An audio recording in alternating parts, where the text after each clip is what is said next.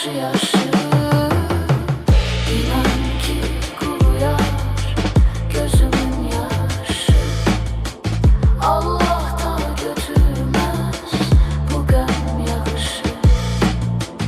Bu gözyaşlarıyla bırakma beni. Cəmilə xanım, qəm ilə canım, bir başqa dəm ilə yanır, qəm ilə yanır, həm elə yanır. Bu cami alıb ovudamı, öpüb ömrümə bəzək elərəm. Hələsə, tələsə, qalləsə səs elərəm. Bəsələr mənə bir yar, o baxışlar, o gözlərdən süzülən yağışlar. Kar basar, kar, qapqara saçlar ağarar. Bağırar ürəyim, diləyim bir Allahdan o olar. Niyə ümidləri olanların səbri dolar? Solar gül arzular, amma var hələ yar. Bahar kimi məsum, məşid məcnun olmaq deyil əsl arzu. Amma bir su, bir hava kimi deyim lazım bu. Bir adəm və həvva kimi yox bir-birinin başqa bir yarısı. Əsl eşkar olmalı, əsli bu, nəsli bu, vəsfi bu. Çox əsirlərlə əvvələr insanılmış dediyi bu məfhum.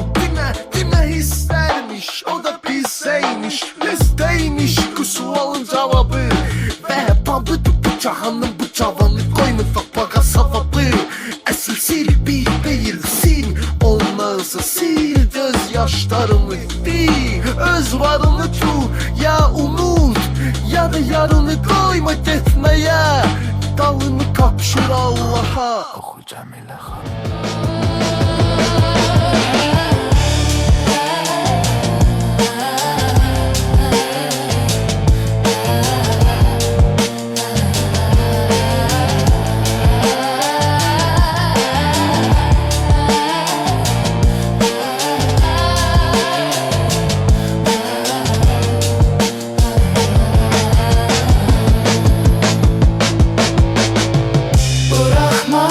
Eşkimin yaddaşı yaşı